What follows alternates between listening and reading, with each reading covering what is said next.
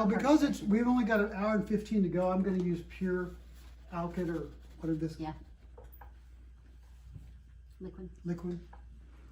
My lovely friend. I'm going to use the hands and the face. And now you see she got a better reference? Mm-hmm, she did. One of the criteria I told her that you guys should keep in mind for yourselves is that a reference is at least as big as her painting. It's just so unfair for you guys to bring in a head this big and try to paint it this big. It's much better to have your reference bigger and go the other way, you see, because there's just more to see. So now we have discernment. So over here, we're in pretty good shape actually. We've got a lot of our colors basically there. So now what we're all going to do is start to soften.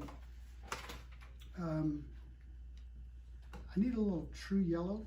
Is there like a cad yellow? Maybe under that piece of paper. Look under There's that. perfect. Yeah. Summer, I'm going to put out a little bit of Van Dyke. One time. The Van Dyke we're going to use for muting, knocking the color back. It's basically dulling the color. Ugh.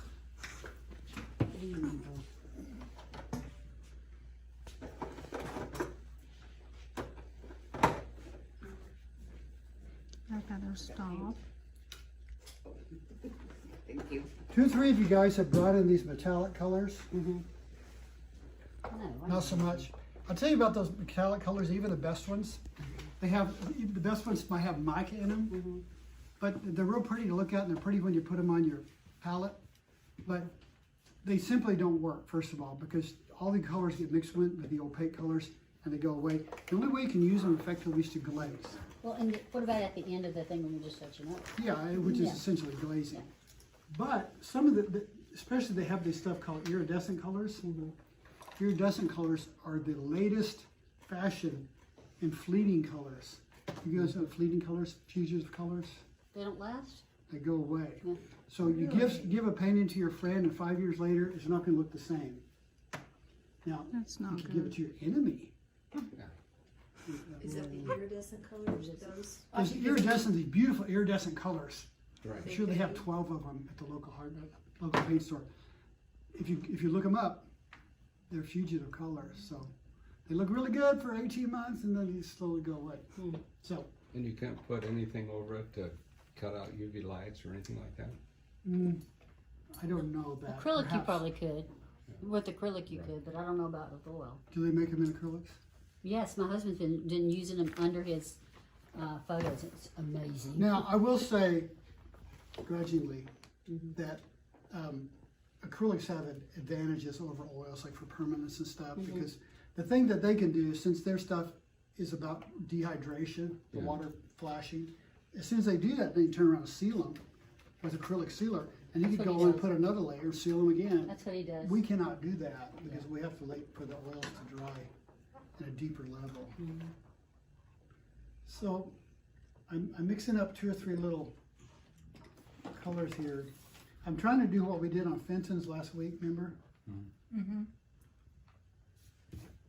getting all my little colors right here before you see I haven't even touched the painting yet. Okay, so we already have established about as bright as we can go in some of these highlights. So now I'm going to go in here after these halftones again. And some of these halftones can actually be a little lighter than what we have.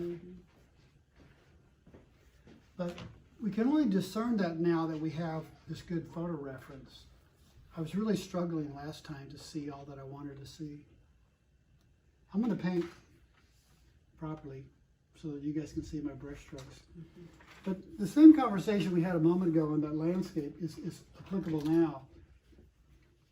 You can actually take this and put this really close, like right there, and then your eye has to travel less distance. That's cool.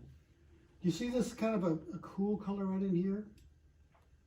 That's a nice color to get, and it will help all these others work.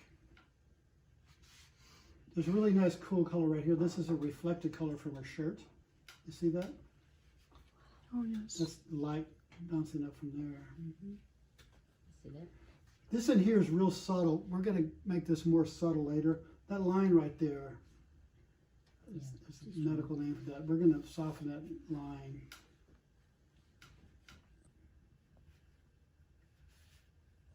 Right now, I'm adding cools of all things. There need to be some more cools. We're taking out some of this orange color here. Mhm. And I'm gonna just plop, this is a half tone right in here. It's too gray. Getting closer.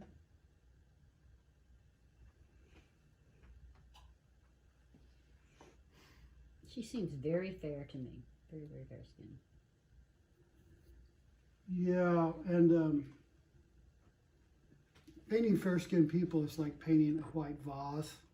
You have to really, you have to subdue some of the halftones in order for the highlights to work. Mm. And you know, the white highlight on that, if you look at that white highlight next to that white canvas, Mm-hmm. you see the lightest part of it is still darker than that. And so when you're working with something very bright, you have to manipulate a little bit. Got it.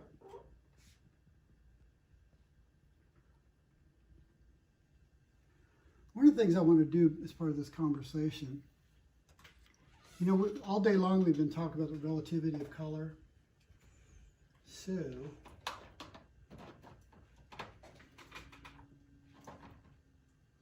this is ivory black and white.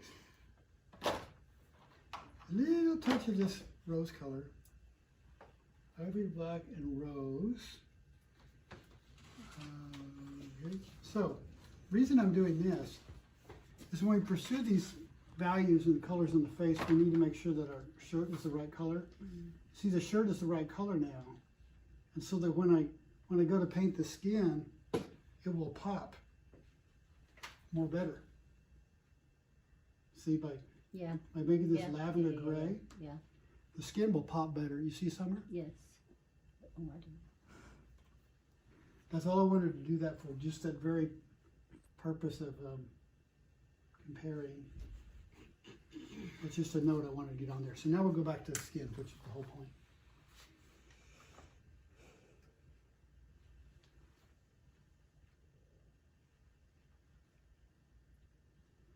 Because there's so much that's already, she came in with this drawn well, but there's several layers of paint on there in the right places, so it's allowing us some freedom because I'm almost glazing as I go on to these next colors here. I'm not having to worry about coloring, just nearly a glazing effect. That little smirk is so cool. I love isn't it. And she's got it. She's got it. It's She just captured so rare to capture that. She's so cute. She looks smug and content. That was one of our best moments. Yeah, Oh, in her backyard last year. Yeah, we were sitting like 6 feet apart. Uh-huh. We have to, right? Took her mask off to put a cherry. Oh yeah.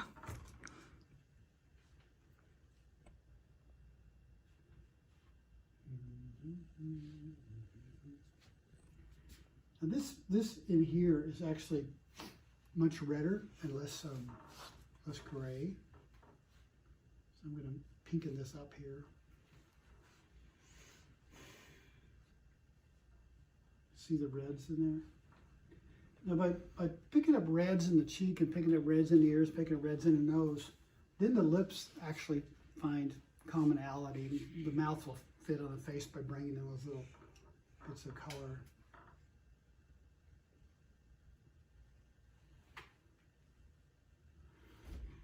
So when you paint lips, a lot of times, especially when there's sunshine, the lips are going to be purple when they're dark, and they're going to be pink when they're being hit by the sunshine. So that's what's going on here.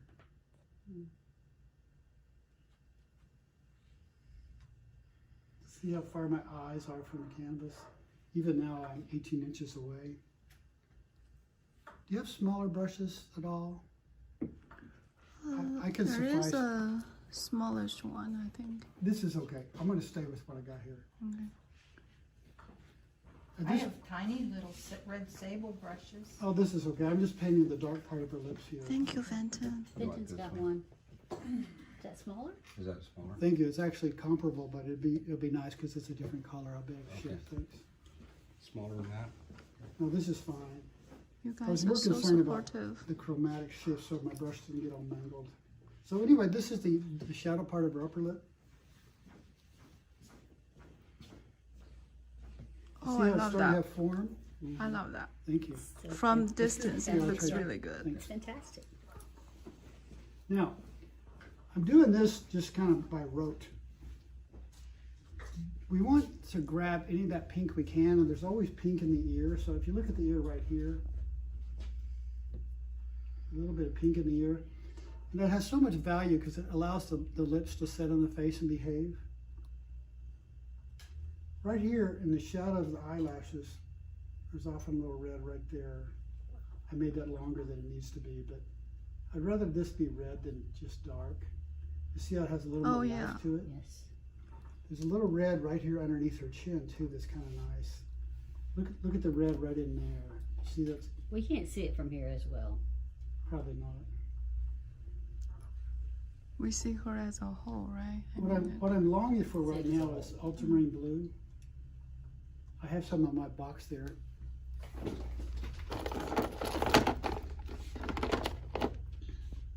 Hopefully. Thank you. So I'm going to use this blue in order to get to these little halftones in the neck. submarine. I have that Huh? color.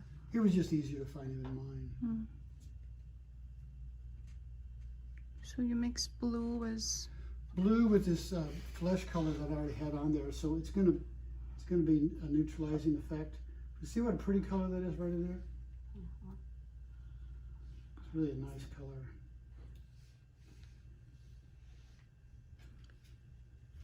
The gray part of that is a very small part.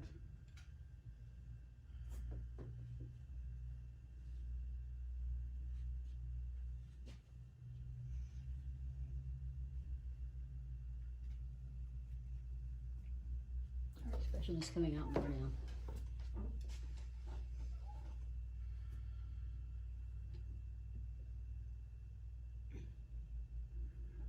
The hairline on a portrait has got to be the softest part in the whole portrait. Really? Mm-hmm. Why is that? Explain it to me. Well, there's a couple of reasons. It's always kind of in a this is right in here. It's on a descending angle, Uh-huh. and it's just a bunch of fuzzy follicles. I mean, It's not as strong hair. you simply can't paint every little hair. You've got to soften it. No. Look at Sargent's paintings of hair. They're just so soft. Okay, let me look at that. Crazy. Is this Van Dyke over here in the corner? Van Dyke Brown? I think it is. I don't think I have one that brown. Maybe it's wrong, but we're going to go with it. Go with it. So I'm just going to come in here and soften hairlines more. I just know it's blue.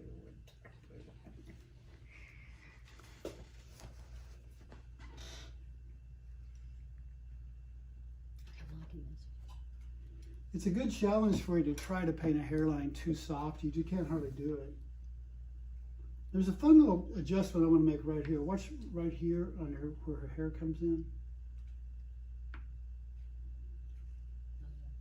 See how that's more better? Oh yeah, it's more color. I forget I'm not supposed to say that. It's okay. Oh, you mean on the video? Yeah, we'll edit that part out. Yeah. Just put music. Do the blur, A disclaimer? Do the bleep thing. Do Did you bleep. see how that? What is he saying?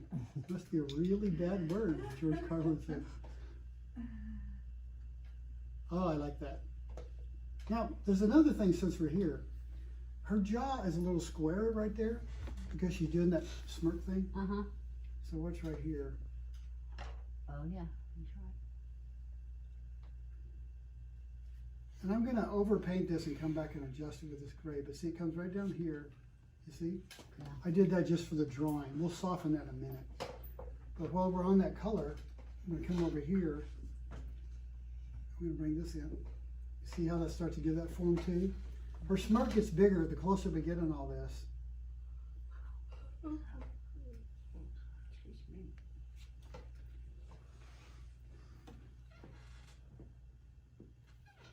There's some real good darks back in here now. We're gonna darken back in here. You see how this is almost as dark as her hair? Mm-hmm. So we're gonna make those two almost the same value.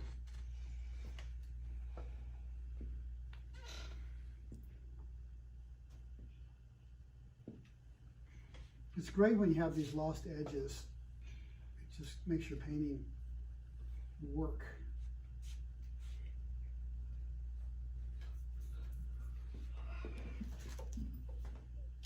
Now there's a part of the smirk right here that's important. We're going to start to capture this a little.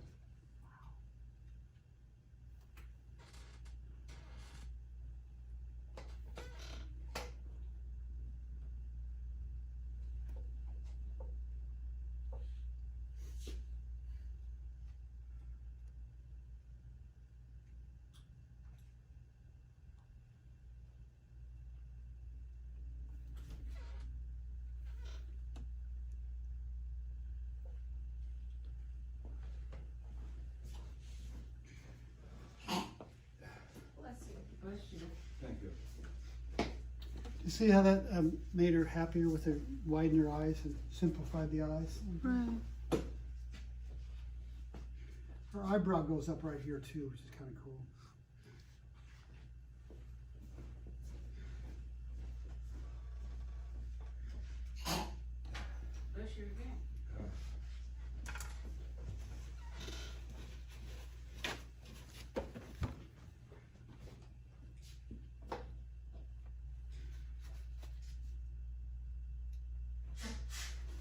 Now we're going to bring in some highlights.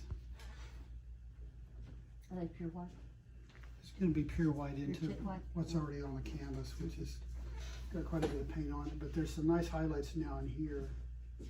We're going to restore her smirk a bit.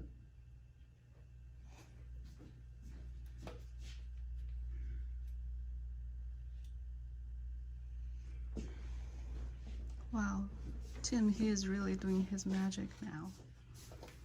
Well, we will get there eventually. You may have done this before. Now the highlights you see are fun and they're useful because we've established these halftones in which the highlights can be dropped. And now they mean something. There's a highlight right here on top of her eye. Watch this right here. See, these little highlights really start to have import. There's one right here in her nose. So is it, details are a really big deal when you're doing a portrait, huh? Yeah, and you have to wait for them. You know, if you get in there too early, you could really put them in the wrong I place. got you. This one here is not quite as bright, but there's a real nice, this defines the form of her eye right here. See it? And when you It get up looks close, really you'll see good that from- these are not overly blended. This looks, oh, that's kind of lavender down here. Now I'm going to go back and revisit this line that I put in here. I'm going to soften that.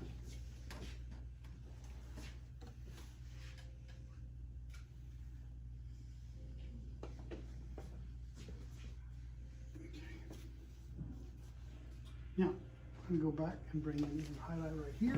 So when I put in this highlight on the ear, it's going to define that jawline that I'm interested in. And bring up the ears a little bit brighter, and then this will show up better as a jawline.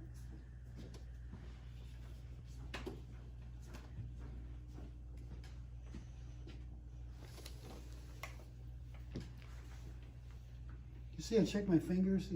Before you touch it. Yeah, you introduce a little of the wrong color on there. It's really bad, especially in these little portraits. So I'm gonna go back to my dark. There's a thing I noticed here. There's an inverted crescent, especially on this eye on this side. You see how it's inverted? Inverted. Right, it's upside down.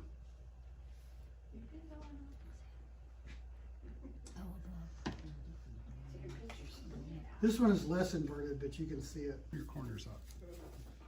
Okay, I'm gonna restore the highlight here in the lips.